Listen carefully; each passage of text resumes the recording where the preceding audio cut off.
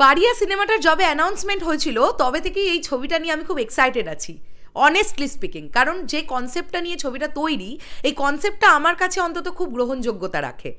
এই যে পারিয়া মানে স্ট্রিট ডগ, আমরা অনেক সময় কি করি, তাদেরকে অত্যাচার করি, আমরা ভুলে যাই যে তাদেরও প্রাণ আছে, তাদেরও কষ্ট হয়।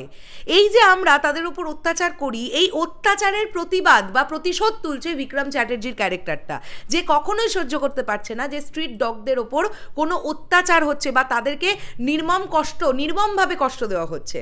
তো এই কনসেপ্টটা আমার খুব ভালো লেগেছে প্রথম দিন থেকেই। আর তথাগত মুখার্জির রিসেন্টলি ডিরেকশন ভটভটি তো আমি দেখেছি, ভটভটি আমার খুব ভালো লেগেছিল, মানে ভীষণ ভালো মেকিং হয়েছিল ছবিটার। সেখান থেকে দাঁড়িয়ে তথাগত দার ওপরে অবশ্যই আমার একটা আলাদা করে আস্থা জন্মেছে, এটা মানে মিথ্যে কথা কোনোভাবেই নয়। আর যেটার জন্য আমরা খুব এক্সাইটেড ছিলাম সেটা হচ্ছে বাংলায় আরও একজন অ্যাকশন হিরোকে আমরা পাবো, যাকে আমরা বড় পর্দায় অ্যাকশন করতে দেখতে পাবো। যবে থেকে এই পোস্টারটা এলো বা অ্যানাউন্সমেন্টটা হলো, সবাই কিন্তু আমরা এই কথাটাই বলেছি যে জিদ্দা দেবদার পরে বা অঙ্কুশদার পরে আবার একজনকে আমরা পেতে চলেছি যে কিন্তু বড় পর্দায় অ্যাকশন করবে।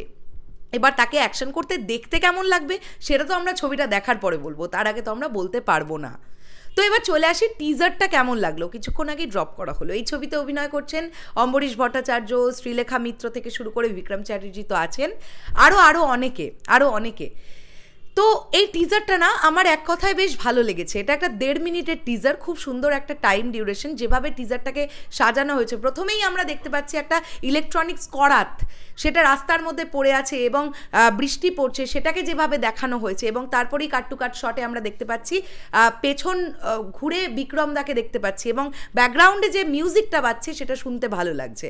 ভটভটিতেও এই ধরনের মিউজিক যেটা আমরা শুনতে পেলাম, বিক্রমদা দাঁড়িয়ে থাকতে থাকতে যে মিউজিকটা আমরা শুনতে পেলাম, সেটা ওই ধরনের ওই প্যাটার্নের মিউজিক আমরা ভটভটিতে শুনেছি।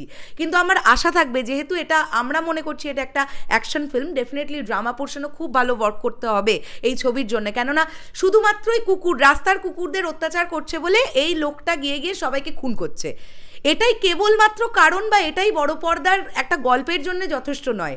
এর ভেতরেও একটা স্ট্রং গল্প থাকবে, আমরা এমনটা আশা করব।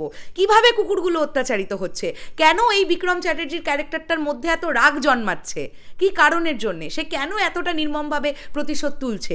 আর বিক্রম চ্যাটার্জির ক্যারেক্টারটাকে টিজারে দেখে মনে হলো সে খুবই ভায়োলেন্ট একটা ক্যারেক্টার, এবং খুন করছে, খুব ইজিলি খুন করছে, মাথা টুকে টুকে মেরে দিচ্ছে।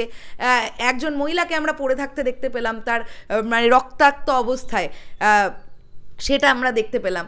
তো সব দিয়ে না ভালো লাগছে। একটা সিন এরকম আছে যেখানে সৌম্য মুখার্জি, আমি নামটা বোধহয় ভুল বলছি না, সৌম্যদীপ বা সৌম্য মুখার্জি, সে বসে আছে নিচে এবং ওপরে মাংস কাটা হচ্ছে। ওই সিনটা দেখতে বেশ প্রমিসিং লাগছে। শ্রীলেখা মিত্রকে একটা জায়গায় দেখানো হচ্ছে তিনি কাঁদছেন। তো দেখা যাক এই গল্পটাকে কিভাবে সাজানো হয়। আমার কিন্তু টিজারটা বেশ প্রমিসিং লেগেছে। কিন্তু আমি একটা জিনিস যেটা বলবো, যেটা বিক্রমদাকে অনস্ক্রিন দেখে আমার যেটা মনে হচ্ছে, অ্যাকচুয়ালি প্রচণ্ড খেটে বিক্রমদা ফিজিকটা তৈরি করেছে, এটা নিয়ে কোনো কথাই হবে না, তাকে দেখতে ভালো লাগছে। বাট সামহাউ যেভাবে ফ্রেমটা ধরা হয়েছে, আমার দেখে মনে হলো শোলজারটা না বড্ড সরু লাগছে দেখতে। মানে আমরা একটা অ্যাকশন ফিল্ম দেখবো, তার অবশ্যই প্রচণ্ড ভালো তার ফিজিক, তার অবশ্যই বাইসেপ আছে, ট্রাইসেপ আছে, সব ঠিক আছে, কিন্তু ব্যাপারটা হচ্ছে কাঁধটা যদি আরও চওড়া হয় সেক্ষেত্রে আরও বেশি দেখতে ভালো লাগে। তো এটা আমি আরও ডিটেলসে বলবো তখনই যখন আমি বড় পর্দায় দেখব। এমনটা হতেই পারে যে বড় পর্দায় হয়তো বিক্রমদাকে দেখতে প্রচণ্ড ভাল লাগছে, তবে ফেসিয়াল এক্সপ্রেশন একটা জায়গা দেখবে, একটা জানলার সামনে একটা দড়ি, কাইন্ড অফ একটা দড়ি বা ওই কাপড় জাতীয় কিছু ধরে সে টানছে, তখন তার ফেসিয়াল এক্সপ্রেশন খুব অন্যরকম লাগছে। মানে কতটা ক্রোধান্বিত সে, মারছে যখন একদম মানে ফেরোসাস হয়ে যাচ্ছে, সেই বিষয়টা ফেসিয়াল এক্সপ্রেশনের মধ্যে খুব সুন্দরভাবে ধরা পড়েছে। তো গল্পটা আমাদেরকে এইটুকুনিই বোঝানো হচ্ছে যে এই ক্যারেক্টারটা রাস্তার কুকুরদের ওপর যারা অত্যাচার করে তাদেরকে এই ক্যারেক্টারটা ধরে ধরে মারে। খুব একটা এর থেকে বেশি গল্প আমাদের কিছু টিজারের মধ্যে বোঝানো হয়নি। এরপরে ট্রেলার আসুক, তারপরে আমরা আরও ডিটেলসে গিয়ে আলোচনা করব। তবে কালার গ্রেডিং দেখে মনে হচ্ছে এটা খুব একদম ডার্ক টোন ইউজ করা হবে এই ছবিটার মধ্যে, কেননা এটা একদম একটা একটা ডার্ক টোনের ফিল্ম, মানে এটার মধ্যে খুব একটা চকচকে ব্যাপার খুব একটা রাখা হবে বলে আমার মনে হয় না। কেননা এমন একটা কনসেপ্টের ওপরে মানে খুন খারাপি, খুন করছে, মারছে, এই নিয়েই তো ছবি। এবং সেন্সর বোর্ড থেকে এই ছবিটা সার্টিফিকেট পাবে কি না সেটা নিয়েও যথেষ্ট সন্দেহ আছে। দেখা যাক, সেটা আমরা ধীরে ধীরে জানতে পারবো। মেকাররা কীভাবে তৈরি করেছেন, ডিরেক্টর কীভাবে ভেবেছেন। আর একটা শটও দেখতে খুব ভালো লাগছে, যখন একটা ছোট্ট কালো কুকুর হেঁটে হেঁটে বেরিয়ে আসছে ওই জায়গাটা, এবং লাস্ট সিনে দেখবে খুব সম্ভবত বিক্রম চ্যাটার্জির ক্যারেক্টারটা কুকুরের মুখোশ পরে সে মারছে একদম একদম লাস্ট দিকে এসে, সেই জায়গাটা দেখতে ভালো লাগছে। যাই হোক, সব মিলিয়ে আমার পারিয়ার টিজার বেশ ভালোই লেগেছে। এখন ট্রেলারটা আসুক, আমরা ট্রেলারের জন্য ওয়েট করি। আসছি আবার খুব শিগগিরই নতুন কোনো ভিডিও নিয়ে। তোমাদের কেমন লেগেছে পারিয়ার টিজার অবশ্যই কমেন্ট করে জানিও। টাটা।